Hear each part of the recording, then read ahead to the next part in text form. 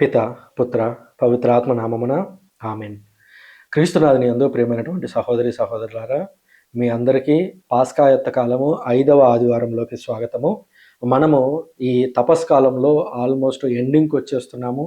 వచ్చే ఆదివారం నానుకొమ్మల ఆదివారాన్ని మనం జరుపుకోబోతున్నాము. ఆ తదనంతరం యేసుక్రీస్తు యొక్క మరణ పునరుత్థానాల్లోకి మనం లోతుగా వెళ్ళి ధ్యానించబోయేటువంటి కాలం ఆసన్నం కాబోతూ ఉంది. కాబట్టి మరొక్క వారం 10 రోజులు మాత్రమే మిగిలి ఉన్నటువంటి ఈ పాస్కా యొక్క కాలాన్ని మరింత గొప్పగా ఉపయోగించుకోవడానికి ప్రార్థనలతోనూ, ఉపవాసాలతోనూ, దాన ధర్మాలతోనూ దేవుని చెంతకు వెళ్ళి మన పాపాలను ఒప్పుకొని దేవునితో మన యొక్క సంబంధాన్ని పునరుద్ధరించుకోవడానికి తిరిగి రావడము, హీబ్రూ భాషలో అనేటువంటి పదానికి రిటర్న్, తిరిగి రావడం, నా చెంతకు మరలి రండు అని విభూతి బుధవారం రోజున యోవేలు గ్రంథంలో మనం చదివాము. నా వద్దకు మరలి రండు, నేను చెప్పినటువంటి మాటల ప్రకారం, ఆజ్ఞల ప్రకారం జీవించండి అని పిలిచినటువంటి దేవుడు మరలా ఒకసారి మనకు గుర్తు చేస్తూ ఉన్నారు.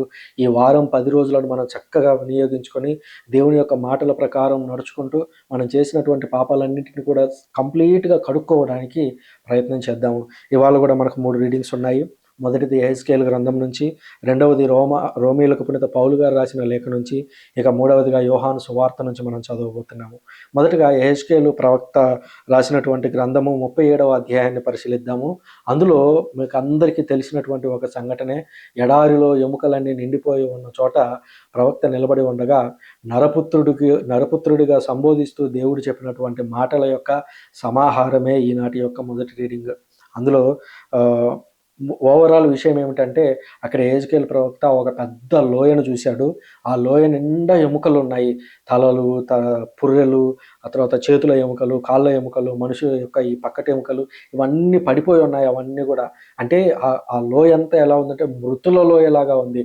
ఆ లోయలోకి ప్రవేశించిన ప్రతి ఒక్కరు కూడా మరణించి నశించిపోయిన వ్యక్తుల్లాగా కనిపిస్తూ ఉంటే, అప్పుడు నరపుత్రుడా అని దేవుడు అక్కడ పలకరిస్తూ ప్రవక్తతో మాట్లాడుతూ, ఇక్కడ ఏం జరుగుతుందో నువ్వు గమనిస్తున్నావా? ఒక ప్రవచనం చెప్పు, ఆ ఎముకలన్నీ లేచి జీవంతో ఉండాలి అని చెప్పి ఆ ప్రవచనం చెప్పినప్పుడు, ఆ ప్రవక్త పలికినప్పుడు దేవుని యొక్క ఆజ్ఞానుసారము అక్కడ ప్రజలందరూ లేచి నిలబడినట్లుగా ఆ ఎముకలకి శరీరానికి ఈ ఎముకలకి ఈ చర్మం అంతా వచ్చి అతుక్కొని వాళ్ళు బాగా బలాఢ్యుడైనటువంటి వ్యక్తులుగా వాళ్ళు మారినట్లుగా మనకి ఈ గ్రంథంలో కనిపిస్తూ ఉంది.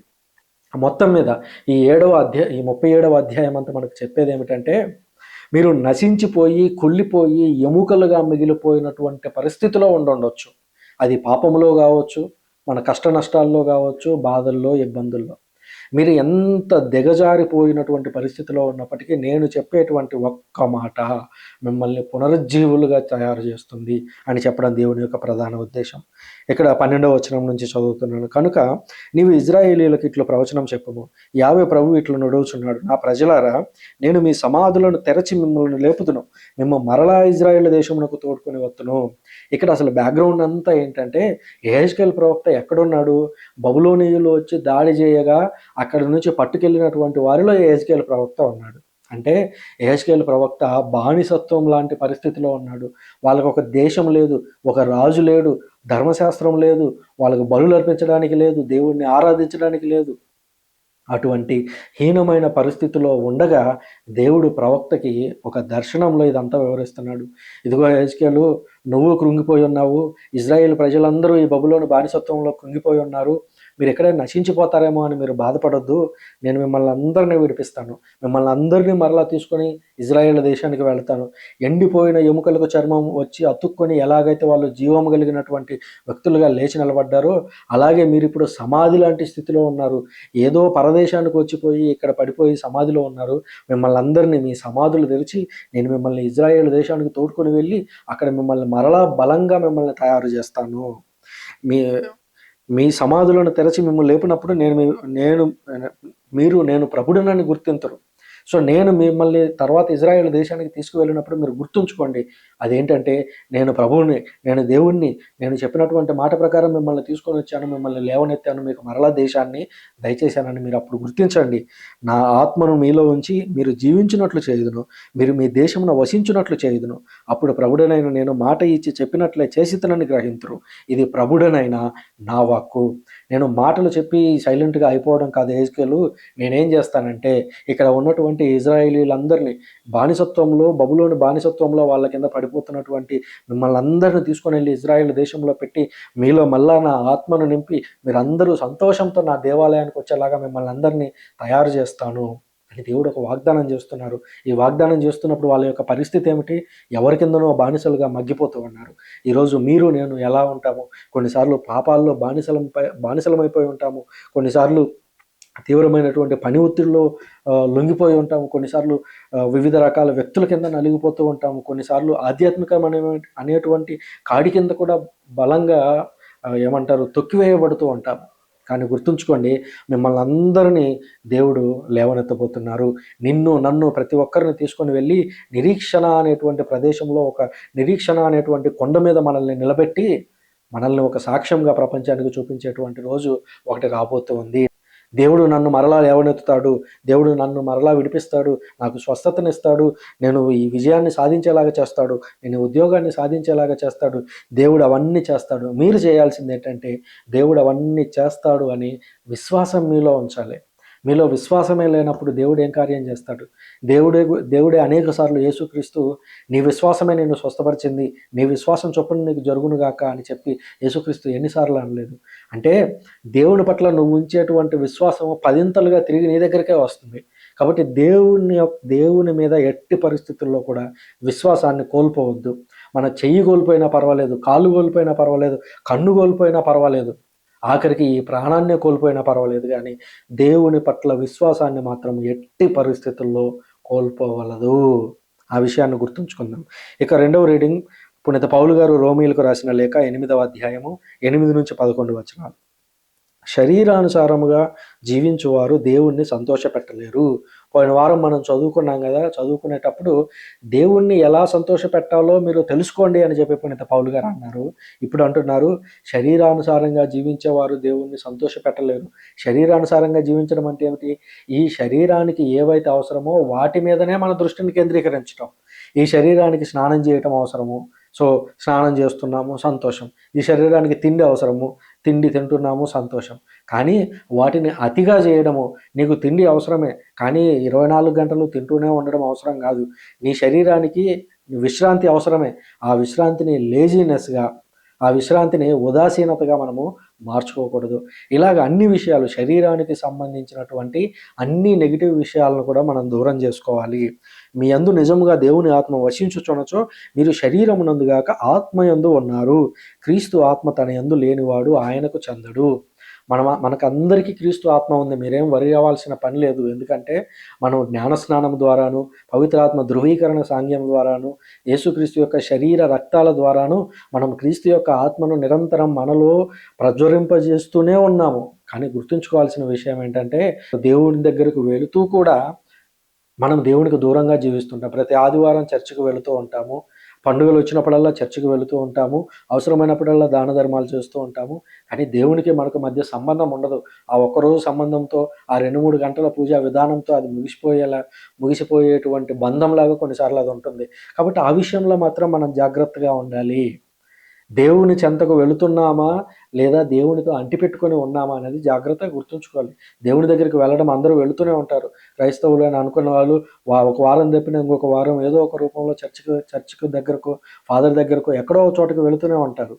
కానీ దేవునికి నీకు మధ్య బంధం అక్కడికి వెళ్ళడం ద్వారా పెరుగుతుందా, తరుగుతుందా, అసలు అది ఉందా లేదా, ఇవన్నీ పరిశీలించుకోవాలి.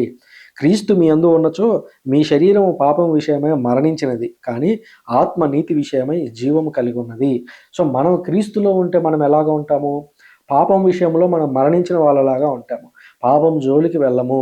ఇక్కడ పాపం ఉంది అని చెబితే దానికి దూరంగా జీవించడానికి ప్రయత్నిస్తాము.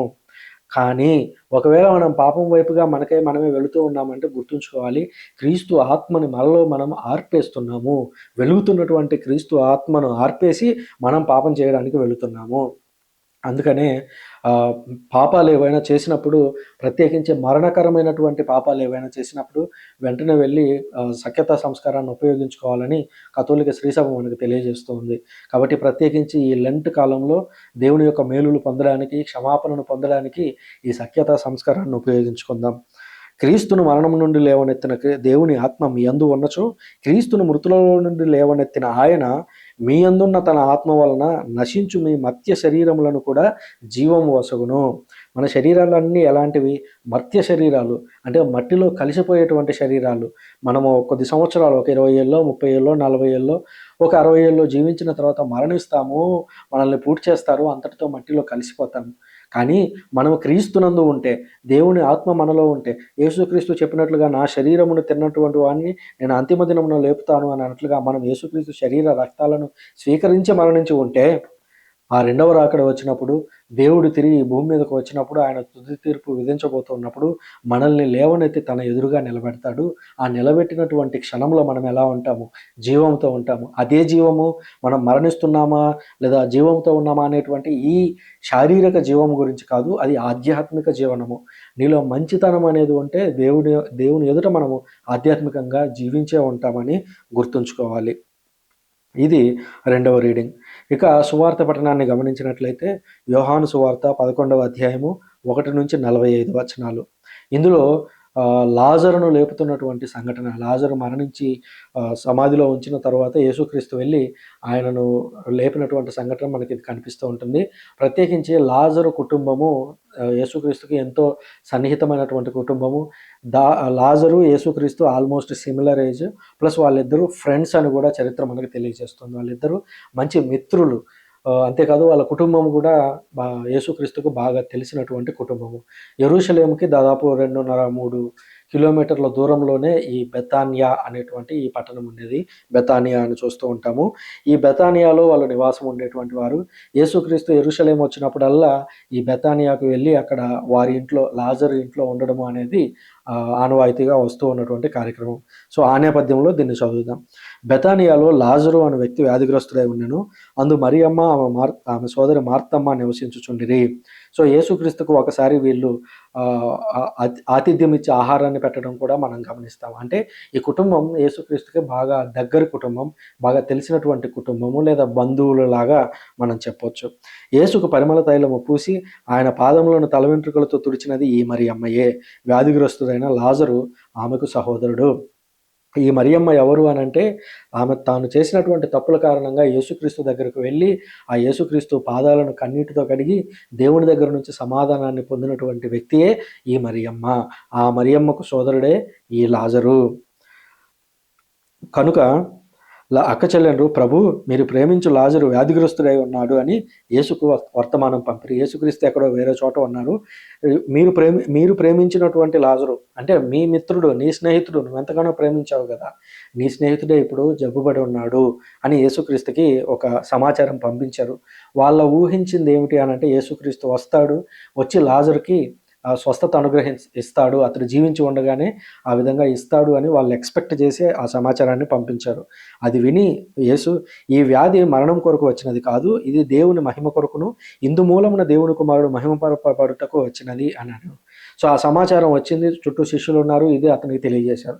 సో శిష్యులు కూడా వెంటనే ఏమనుకుంటారు, ఓకే యేసుక్రీస్తుకు లాజరు బాగా తెలుసు, పైగా పండుగలు వచ్చినప్పుడల్లా మేము ప్లస్ యేసుక్రీస్తు అందరం కలిసి వాళ్ళ ఇంట్లోనే ఉండి ఆతిథ్యాలు స్వీకరించాము, కాబట్టి డెఫినెట్లీ బయట వాళ్ళకే యేసుక్రీస్తు వెళ్ళి అన్ని అద్భుతాలు చేస్తూ ఉన్నప్పుడు తన సొంత మిత్రుడు ప్లస్ ఎంతో ఆతిథ్యం ఇస్తున్నటువంటి వాళ్ళ ఇంటికి వెళ్ళి అద్భుతాన్ని చేస్తాడు అని శిష్యులు అందరూ ఊహిస్తూ ఉన్నటువంటి వేళ యేసుక్రీస్తు అన్నాడు, ఈ వ్యాధి మహిమ కొరకు వచ్చింది అని చెప్పాడు. 5వ వచనం, యేసు మార్తమ్మను ఆమె సహోదరిని లాజరుని ప్రేమించెను. అది ఆ వాక్యం రాయడానికి, యోహాను గారు ఈ వాక్యం రాయడానికి ఉద్దేశం ఏమిటంటే, యేసుక్రీస్తు అంత ప్రేమను వాళ్ళ పట్ల కలిగి ఉండి కూడా ఆ మరణం గురించినటువంటి వార్త వచ్చినప్పుడు, జబ్బుపడి ఉండగా వచ్చినటువంటి వార్తను యేసుక్రీస్తు దాన్ని అంగీకరించి వెంటనే వెళ్ళలేదు. అనేదానికి లింక్గా కంటిన్యూస్గా తర్వాత ఏం జరిగింది అనడానికి గుర్తుగా యోహాను గారు ఆ మాటని ఇక్కడ ఇంక్లూడ్ చేశారు. లాజరు జబ్బు పడినని వినియు యేసు తాను ఉన్న చోటనే ఇంకనూ 2 రోజులు ఉండెను. అతను చివరి క్షణాల్లో ఉన్నాడు అన్నట్టుగానే సమాచారం వచ్చింది. యేసుక్రీస్తు ఎక్కడైతే ఉన్నాడో అక్కడ ఇంకా 2 రోజులు ఉన్నాడంట. ఈ యోహాను సువార్త రాస్తున్నటువంటి యోహాను కూడా ఆయనతో పాటు ఉన్నాడు. శిష్యులందరూ ఆయనతో పాటు ఉన్నారు. అయ్యో 2 రోజులు అయింది, మరి ఆయన పరిస్థితి ఎలా ఉందో, లాజరు పరిస్థితి అని చెప్పి శిష్యులు కూడా ఒకవైపు వర్రీ అవుతూ ఉంటారు. యేసుక్రీస్తు ఇంకొక 2 రోజులు అక్కడే ఉన్నారు. ఆ పిమ్మట ఆయన శిష్యులతో మనం యూదయకు తిరిగిపోవుదము రండు అనెను. బోధకుడా, ఇంతకు ముందే యూదులు మిమ్మల్ని రాళ్లతో కొట్టదలిసిరి, అయినను మీరు అక్కడికి తిరిగి వెళ్ళేదురా అని శిష్యులు అడిగిరి. అప్పుడు 2 రోజులు గడిచిన తర్వాత యేసుక్రీస్తుకు పూర్తిగా విషయం అర్థమైపోయింది. ఏమనంటే ఆ సమాచారం వచ్చినటువంటి తర్వాత లాజరు మరణించాడు. మరణించిన తరువాత యేసుక్రీస్తుకి ఆ సమాచారం లాజరు గురించినటువంటి ఆ సమాచారం దివ్య దృష్టిలో తెలిసినప్పుడు ఓకే, ఇది సమయము, ఇప్పుడు వెళ్ళాలి అని శిష్యులతో చెప్తున్నాడు. పదండి మనం వెళదాము యోదయాకి అని. ఎందుకంటే యోదయ సీమ అని అంటేనే యెరూషలేము ఉండేటువంటి ప్రాంతము. యెరూషలేం నుంచి ఒక 3 కిలోమీటర్లు వెళితేనే ఈ బెతానియా అనేది వస్తుంది. కాబట్టి ఆ ప్రాంతానికి వెళుతున్నాము అని అంటే ఆ ప్రాంతంలో ఆల్రెడీ నిన్ను రాళ్లతో కొట్టాలని చూశారు కదా దేవా, మరి ఇప్పుడు మళ్ళీ మనం అక్కడికి వెళదామా? అక్కడికి వెళితే మరి మనల్ని మళ్ళా చంపేటువంటి ప్రయత్నం చేస్తారు అని శిష్యులు చెబుతూ ఉన్నప్పుడు యేసుక్రీస్తు ఎట్లా అంటున్నాడు, పగలు 12 గంటలు ఉన్నవి కదా, ఎవడైనా పగటి వేళ నడిచిన ఎడల తొట్టుపడును, ఏలైనా వాడు ఈ లోకపు వెలుగును చూడగలుగును, కానీ రాత్రి వేళ నడిచిన ఎడల వాడు తొట్టుపడును, ఎందుకంటే వాని యందు వెలుగు లేదు. సో పగలు 12 గంటలు ఉంది. ఆ పగల్లో నడిచినప్పుడు ఎవడు తొట్టుపడడు, ఎవడు రాళ్ళు తట్టుకొని పడిపోడు, కానీ చీకట్లో వెళ్ళేటప్పుడు పడిపోతారు. ఇదంతా ఎందుకు చెప్తున్నాడు? అక్కడికి వెళితే ఏం జరగబోతోందో అనేది ఈయనకు ఆల్రెడీ తెలుసు. అక్కడ ఉన్నటువంటి వ్యక్తులు ఈయనను చంపబోతున్నారు. కానీ నేను ఇక్కడ జీవించి ఉండగానే, ఈ పగలు ఉండగానే నేను వాళ్ళకి క్లియర్గా అర్థమయ్యేలాగా చెప్పాలి. ఆ పరిచయులు, సదుశీయులు వాళ్ళందరూ ఎవరైతే నన్ను చంపాలనుకుంటున్నారో, నన్ను చంపిన తర్వాత నేను వాళ్ళకేమీ చెప్పలేను. కాబట్టి నేను జీవించి ఉండగానే, పగలు ఉండగానే నేను వాళ్ళ దగ్గరికి వెళ్ళాలి. వాళ్ళకి నేను చెప్పాలనుకున్నదల్లా పూర్తిగా చెప్పాలి. ఆ తర్వాత ఒకవేళ చీకటి వచ్చిందే అనుకుందాం, వాళ్ళు తడబడతారు, వాళ్ళు తొట్టుపడతారు. అప్పుడు వాళ్ళకు రాళ్ళేవి అని కనపడకుండా తట్టుకొని పడిపోతారు. కాబట్టి ఇప్పుడు మనం వెళ్ళి తీరాల్సిందే అని అంటే ఆయన మరల వారితో, మన మిత్రుడు లాజరు నిద్రించుచున్నాడు, నేను అతనిని మేల్కొల్పుటకు వెళుచున్నాను అని చెప్పగా శిష్యులు, ప్రభు అతను నిద్రించుచున్నచో బాగుపడును అనేది. సో ఇక్కడ ఏం జరుగుతుంది? యేసుక్రీస్తుకు అర్థమైంది, తన దివ్య దృష్టితో చూసినప్పుడు లాజరు మరణించాడు. మరియమ్మ, మార్తమ్మ వాళ్ళందరూ కూడా ఏడుస్తున్నారు, బాధలో ఉన్నారు. ఇప్పుడు యేసుక్రీస్తు తిరిగి వెళదాం పదండి, అక్కడ లాజరు నిద్రపోతున్నాడు, మనం వెళ్ళి లేపాలి, నిద్ర లేపాలి అని అంటే శిష్యులు ఏమనుకుంటున్నారు, ఓహో అతను నిద్రపోతున్నాడేమో, జబ్బుతో ఉన్నాడు కదా, ఎక్కువసేపు నిద్రపోతే ఎక్కువ విశ్రాంతి దొరుకుతుంది, విశ్రాంతి దొరికితే తొందరగా కోలుకుంటాడు అనేటువంటి ఉద్దేశంతో వాళ్ళు చెప్తే యేసుక్రీస్తు అంటున్నాడు, యేసు ఈ మాట విని అతని మరణం గురించి చెప్పాను, కానీ వారు అతని నిద్ర విశ్రాంతి గురించి చెప్పానని వాళ్ళు తలంచరి. సో యేసుక్రీస్తుకి క్లియర్గా తెలుసు అతను మరణించాడు, నేను వెళ్ళి తిరిగి లేపాలి అనేది తెలుసు అనమాట. అప్పుడు యేసు వారితో స్పష్టంగా, లాజరు మరణించను, మీరు విశ్వసించుటకు మీ నిమిత్తమై నేను అచట లేనందున సంతోషించుచున్నాను, రండు ఇప్పుడు మనం అతని యొద్దకు వెళుదుము అని పలికెను. సో ఇక్కడ ఏం జరుగుతుంది? లాజరు మరణించి అప్పటికే 2 రోజులు అయిపోయింది. 2 రోజులు కావాలని యేసుక్రీస్తు లేట్ చేశాడు. ఈయన మళ్ళీ బయలుదేరి అక్కడికి చేరుకునేసరికి ఇంకొక రోజు. అంటే మొత్తం మీద 2 రోజులు వెయిట్ చేసిన టైము, ఆయన మరణించినటువంటి రోజు 3 రోజులు, ప్లస్ ఇంకొక రోజు, తర్వాత రోజుకి 4వ రోజుకి యేసుక్రీస్తు అక్కడికి వెళ్ళాడు. సో దీని వెనుక కూడా ఒక నేపథ్యం ఉంది. అదేమిటంటే యూదులు వాళ్ళ యొక్క విశ్వాసంలో ఏమని భావించేటువంటి వాళ్ళంటే, ఎవరైనా మరణిస్తే వాళ్ళ యొక్క ఆత్మ ఆ శరీరం చుట్టూ 3 రోజుల పాటు తిరుగుతూ ఉంటుంది, ఆ శరీరంలోకి తిరిగి ప్రవేశించడానికి ప్రయత్నం చేస్తుంది అనేటువంటి ఒక భావన, ఒక ఆలోచన ఆనాటి యూదుల్లో ఉండేది. యేసుక్రీస్తు ఏం చేశాడంటే 3 రోజులు గడిచిన తర్వాత 4వ రోజు వాళ్ళ దగ్గరికి వెళ్ళాడు. ఎందుకు వెళ్ళాడంటే ఆ ఆలోచనని త్రుంచేయడానికి. అంటే ఇదిగో 3 రోజుల పాటు ఆత్మ ఇతనితోనే ఉండి అతనితోనే అక్కడే తిరిగి లేచింది, సో యేసుక్రీస్తు ఇక్కడ తిరిగి లేపడంలో అద్భుతం ఏమీ లేదు అని కొంతమంది అనేటువంటి ప్రమాదం ఉంది. ఎవరు? ప్రత్యేకించి పరిసయ్యులు, శాస్త్రులు వీళ్ళందరూ. కాబట్టి వాళ్ళ చేత ఆ మాట అనిపించకుండా ఉండడం కోసం 4వ రోజున వెళ్ళాడు. ఇప్పుడు ఏమైంది? వాళ్ళు ఏదైతే ఒకటి భావిస్తున్నారో అది నిజమని యేసుక్రీస్తు చెప్పలేదు. మరణించిన తర్వాత మన ఆత్మ స్ట్రైట్‌గా దేవుని దగ్గరికి వెళ్ళిపోతుంది. అది నిజము లేదా అది అబద్ధము అని యేసు దాన్ని ఖండించట్లేదు, దాన్ని అంగీకరించట్లేదు. బదులుగా వాళ్ళ ఆలోచన ఏదైతే ఉందో ఆ ఆలోచన పరిధిని దాటి ఆయన ఒక కార్యక్రమాన్ని ఇక్కడ చూపిస్తున్నారు. అప్పుడు దిదీము అనబడు తోమ, మనము కూడా వెళ్ళి ఆయనతో పాటు చనిపోవుదుము అని తన తోటి శిష్యులతో అనెను. తోమా గారు, పునీత థోమాస్ గారు మన ఇండియాకు వచ్చారు. ఆయన పలికినటువంటి మాట గమనించండి. అప్పుడు దిదీము అనబడు తోమ, మనము కూడా వెళ్ళి ఆయనతో పాటు మరణించుదాము రండు. అంటే శిష్యులందరిలోకెల్లా మొట్టమొదటగా యేసుక్రీస్తుతో పాటు మరణించడానికి కూడా సిద్ధమైపోదాం పదండి అని ఒక పిలుపునిచ్చినటువంటి వ్యక్తి, ఒక సాక్షిగా నిలబడినటువంటి వ్యక్తి పునీత థోమాస్ గారు. ఆయననే అనేక సార్లు మనము డౌటింగ్ థామస్ అని చెప్పి, అతనిలో అనుమానం ఉంది, అది ఇది అని చెప్పి మాట్లాడుతూ ఉంటాం. సరే, ఆ నేపథ్యం ఏమిటి అనేది ఇంకొకసారి మాట్లాడుకుందాము. కానీ ఇక్కడ గమనించినట్లయితే యేసుక్రీస్తుతో మరణించడానికి కూడా సిద్ధపడినటువంటి వ్యక్తి పునీత్ థామస్ గారు. అటువంటి ఒక గొప్ప అపోస్తలుడు మన భారతదేశానికి రావడం ఎంత గొప్ప విషయము. మనము ప్రతి జూలై నెలలో ఆయన యొక్క పండుగను జరుపుకుంటాము. థామస్ గారు భారతదేశానికి వచ్చి ఇక్కడ ప్రత్యేకించి కేరళ, తమిళనాడు ఈ ప్రాంతాల్లో తిరిగి ఆయన 7 విచారణ సంఘాలను ఏర్పాటు చేసి వెళ్ళినటువంటి సంఘటన ఈ రోజుకి మన కళ్ళ ముందు కనపడుతూ ఉన్నటువంటి వాస్తవం. ప్రొటెస్టెంట్ వర్గాల్లో ఒక గుంపుకు చెందినటువంటి పిడి సుందర్రావు అనేటువంటి ఒక బోధకుడు, బిఓయుఐ అని ఒక యూనివర్సిటీ కాదు, అది యూనివర్సెస్ అని ఏదో పిలుస్తున్నారు. దాన్ని స్థాపించినటువంటి ఒక వ్యక్తి ఏమని చెబుతున్నాడంటే, భారతదేశానికి థోమాస్ గారు రాలేదు అని దాన్ని ఒక కట్టుకథలాగా ఆయన కొట్టిపడేయడానికి ప్రయత్నిస్తున్నారు. అయ్యా పిడి సుందర్రావు గారు, మీరు పెద్ద వయసులో ఉన్నటువంటి వ్యక్తి, మీరు 10 మందికి సాక్ష్యాన్ని పంచాల్సినటువంటి వ్యక్తులు ఈ విధంగా భారతదేశానికి వచ్చినటువంటి అపోస్తలుణ్ణి, భారతదేశానికి దేవుడు పంపించినటువంటి ఒక గొప్ప దేవుని యొక్క దూతని మనం కాదనుకోవడానికి ఎంత బుద్ధి విహీనులుగా మనం మారిపోతున్నాం ఆలోచించండి. అదేమన్నా ఆయన వచ్చాడు రాలేదు అని చెప్పడానికి మన ముందేమన్నా ఆధారాలు లేకుండా ఉన్నాయా? మీరు బాగా గమనించండి. మార్ థోమాస్ క్రిస్టియన్స్ అని చెప్పి ఈ రోజుకి సిరో మలబారు, సిరో మలంకర ఆ 2 చర్చిలు ఇప్పుడు క్యాథలిక్ చర్చితో ఐక్యమై ఉన్నాయి. ఆ 2 చర్చిలను స్థాపించినటువంటి వ్యక్తిగా ఈనాటికి థోమాస్ క్రిస్టియన్లు వాళ్ళు చెప్పుకుంటూ ఉన్నారు. క్రీస్తు శకం మొదటి 2 శతాబ్దాల్లోనే థోమాస్ నజరీన్స్ అని పిలిచేవారు ఆ రోజుల్లో వాళ్ళని. మార్ థోమాస్ నజరీన్స్ అని పిలిచేటువంటి క్రైస్తవులు భారతదేశంలో క్రీస్తు శకం 2వ శతాబ్దం నాటికే ఉన్నారు అని మనకు చరిత్ర ఘోషిస్తూ ఉంది కదా. దాన్ని కాదంటారా? పోనీ అది దాటిన తరువాత థోమాస్ గారిని చంపినటువంటి ప్రాంతం ఏదైతే ఉందో ఆ ప్రాంతంలో ఆయన ఎముకలు ఈనాటికే ఉన్నాయి, దాన్ని కొట్టిపడేస్తారా?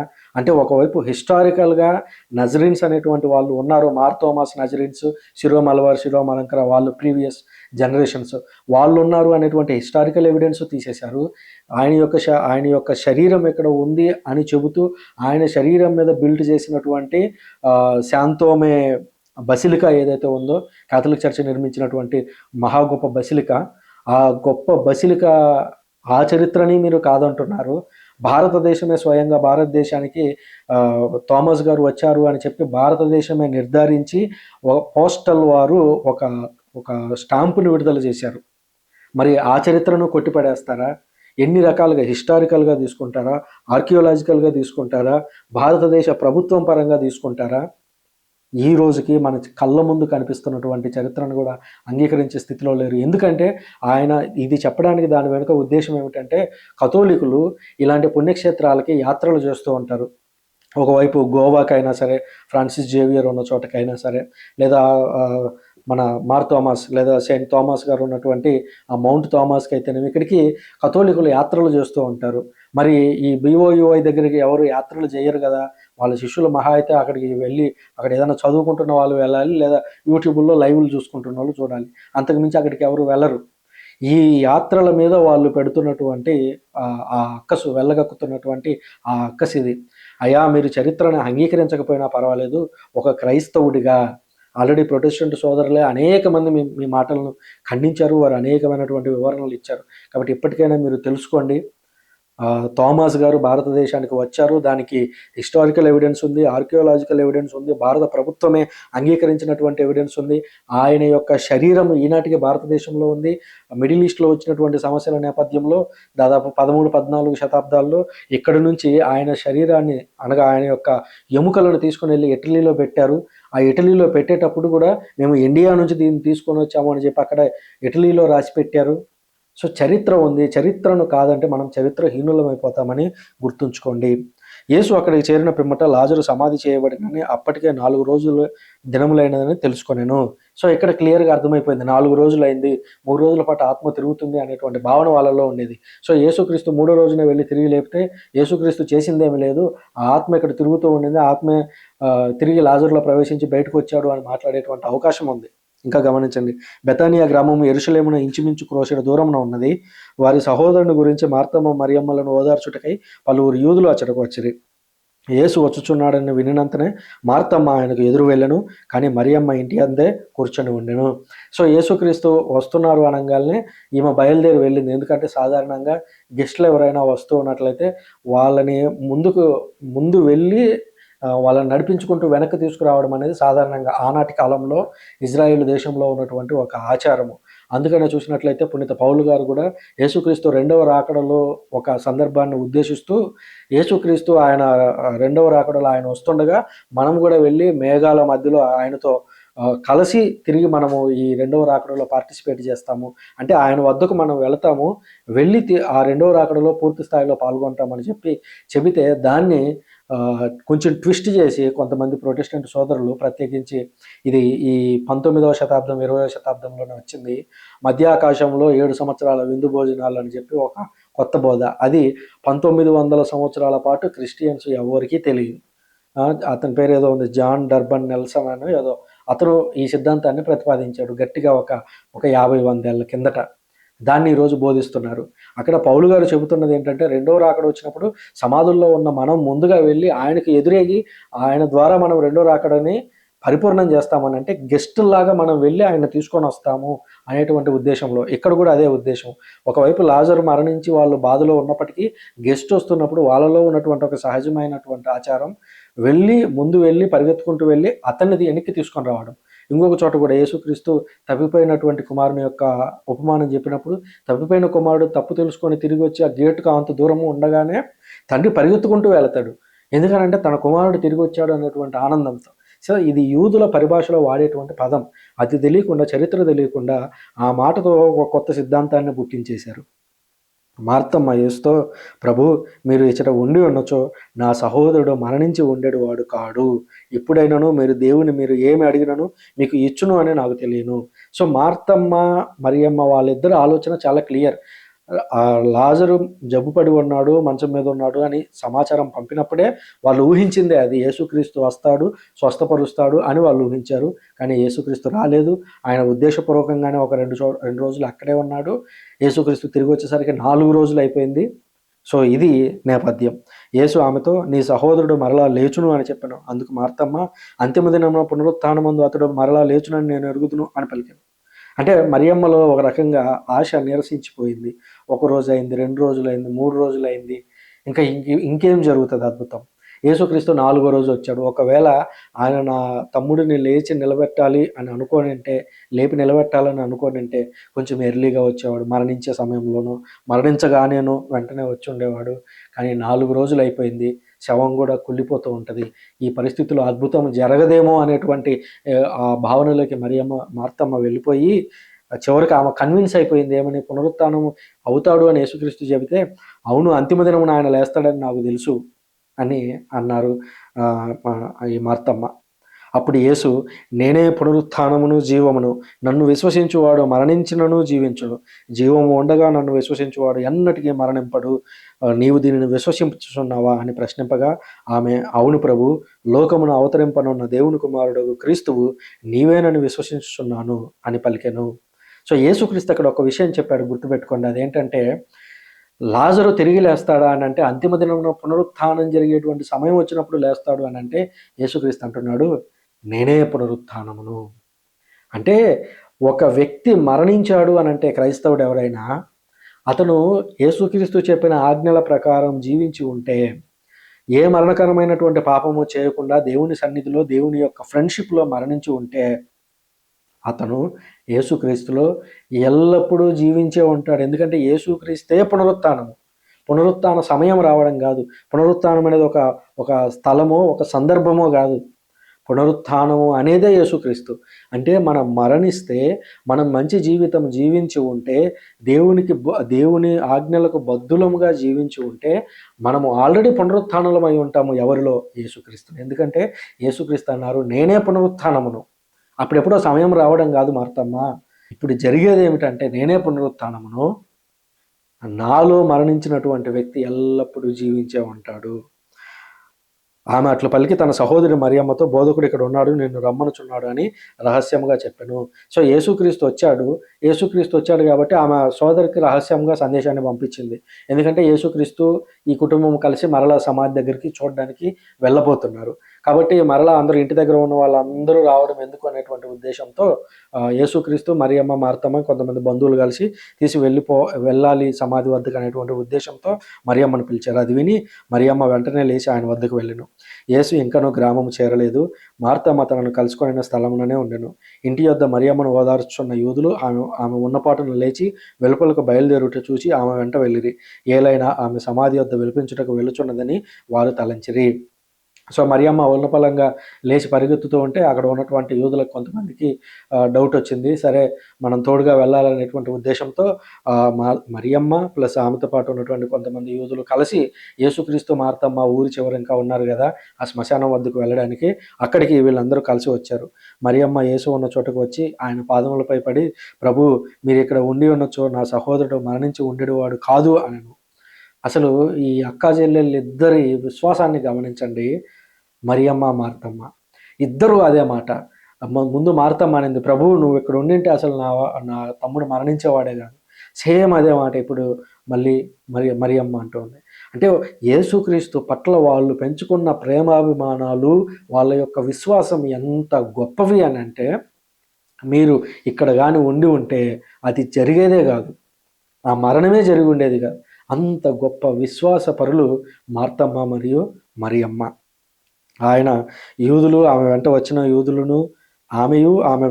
యూదులను విలపించుటను చూసినప్పుడు యేసు హృదయము ద్రవించెను. ఆయన దీర్ఘముగా నిట్టూర్చి, మీరు అతనిని ఎక్కడ సమాధి చేసిరి అని అడిగను. ప్రభువు వచ్చి చూడుడు అని వారు పలికిరి. యేసు కంటతడి పెట్టెను. బాగా గమనిస్తే వచ్చిన వాళ్ళందరూ ఏడుస్తున్నారు, సమాధి దగ్గరికి వెళ్తున్నారు. ఆ వెళ్ళినంతసేపు ఏడిపే. యేసుక్రీస్తు సమాధి దగ్గరికి వెళ్ళాడు. యేసుక్రీస్తు కూడా వీళ్ళందరి ఏడుపును చూసి, పైగా లోపల మరణించిందేమో తన మిత్రుడు, తాను ఎంతో ప్రేమించినటువంటి వ్యక్తి, ప్రేమించినటువంటి కుటుంబానికి చెందినటువంటి వ్యక్తి, తన పట్ల అచంచలమైనటువంటి విశ్వాసాన్ని పెట్టుకున్నటువంటి మరియమ్మ, మార్తమ్మల యొక్క సోదరుడు.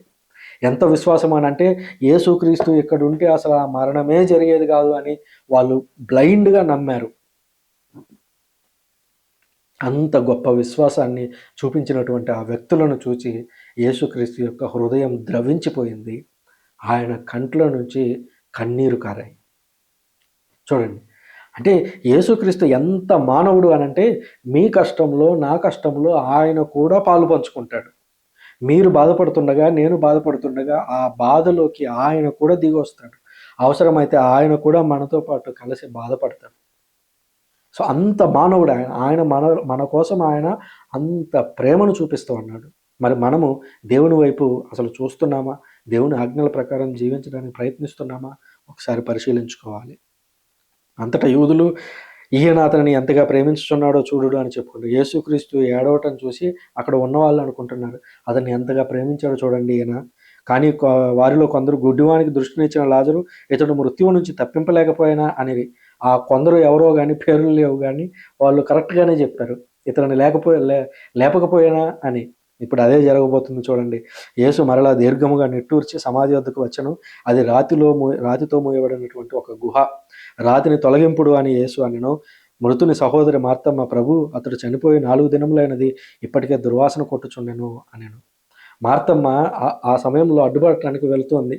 అంటే తన తమ్ముడు తిరిగి రాకూడదనేటువంటి ఉద్దేశం కాదు, కానీ 4 రోజులు అయిపోయింది, శరీరం కుళ్ళిపోయి ఉంటుంది కాబట్టి ఇంక జరిగేదేముంది, ఇంతకు మించి నా సహోదరుని నేను పూర్తిగా కోల్పోయాను అనేటువంటి ఒక నిరాశలోకి ఆమె పూర్తిగా వెళ్ళిపోయి ఉంది. అంతటా వారు ఆ రాతిని తొలగించిరి. యేసు కన్నులెత్తి, ఓ తండ్రి, నీవు నా ప్రార్థనను ఆలకించినందుకు కృతజ్ఞుడను. నీవు నన్ను ఎప్పుడూ ఆలకించదవని నేను ఎరుగుదును. కానీ ఇక్కడ ఉన్న జనసమూహం నిమిత్తమై నీవు నన్ను పంపినట్లు వారు విశ్వసించుటకై ఇట్లా పలికితిని అనెను. పిమ్మట యేసు బిగ్గరగా, లాజరు వెలుపకు రమ్ము అని పలికెను. ఇంకా తర్వాత ఏం జరిగి ఉంటుందో నేను మీకు ప్రత్యేకంగా చెప్పాల్సినటువంటి అవసరమే లేదు.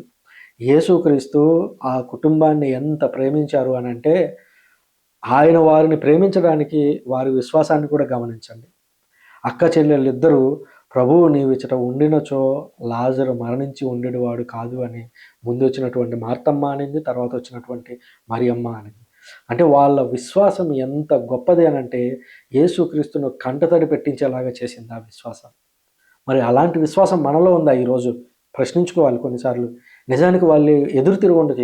యేసుక్రీస్తు మీద కోపపడి ఉండొచ్చు. ఏమని? ప్రభు నీకు ముందే సమాచారం పంపించాను కదా! అతను బాగలేనప్పుడే నీకు సమాచారాన్ని పంపించాను కదా! కానీ నువ్వెందుకు రాలేదు అని వాళ్ళు ప్రశ్నించలేదు. మార్తమ్మ అంటుంది, ప్రభువు నువ్వు ఇక్కడ ఉండింటే బాగుండేది. అది జరగకుండా ఉండేదేమో. మేము ఆ మరణం అనేది జరగకుండా ఉండేదేమో అనంటే యేసుక్రీస్తు నీ తమ్ముడు పునరుత్థానుడు అవుతాడు అనంటే అప్పటికి మరియమ్మ మార్తమ్మ ఎంతగా నిరాశలో కుంగిపోయిందంటే అంతిమ దినమున లేస్తాడని నాకు తెలుసు ప్రభు. అంటే అది కూడా ఒక విశ్వాసమే. అంతిమ దినమున లేస్తాడు అనేది కూడా మన విశ్వాసమే. కానీ ఇప్పుడైతే లేవలేడు, ఇప్పుడైతే నా తమ్ముడిని నేను కోల్పోయాను అనేటువంటి బాధలో ఉంది. కానీ ఏం జరిగిందో చూడండి. చనిపోయిన వాడు వెలుపలకు వచ్చెను.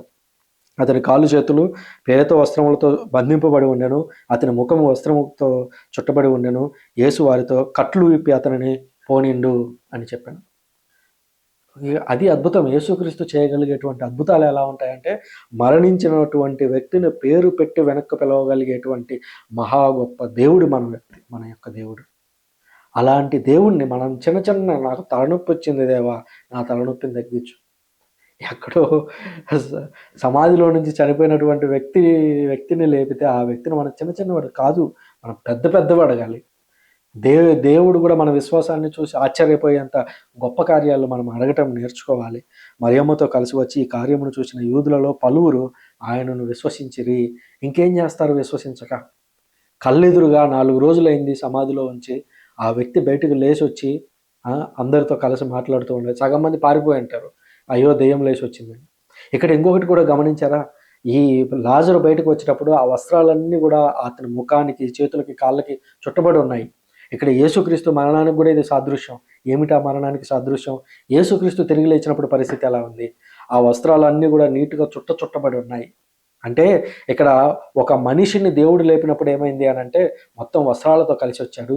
ఇప్పుడు యేసుక్రీస్తు తనంతట తానే ఆ యొక్క దాంట్లో నుంచి, ఆ సమాధిలో నుంచి బయటకు వచ్చినప్పుడు ఆ వస్త్రాలన్నీ కూడా నీట్గా మడత పెట్టేసి అక్కడ పక్కన పెట్టబడి ఉన్నాయి నీట్గా. అంటే యేసుక్రీస్తు యొక్క శక్తి అలాంటిది, పునరుత్థానం యొక్క శక్తి అలాంటిది, యేసుక్రీస్తు సమాధిలో నుంచి వెలువడినటువంటి శక్తి అలాంటిది అని ఎప్పుడూ గుర్తుంచుకోవాలి. మరి మీరు నేను మరణించినటువంటి వెంటనే దేవునిలో, యేసుక్రీస్తులో మనం పునరుత్థానులం అయ్యుంటామా లేదా అని అంటే అది మీకు తెలుసు, నాకు తెలుసు, ఎవరి జీవితాలు వాళ్ళకు తెలుసు. మనం దేవుని చెంతకు వెళ్ళగలమో లేదో. ఒకవేళ దేవుని చెంతకు వెళ్ళలేనటువంటి పాపాలు మనం ఈరోజు చేస్తూ ఉన్నట్టయితే దేవుని యొక్క సహకారాన్ని అడుగుదాము. ఆయన సహాయం అందిస్తాడు.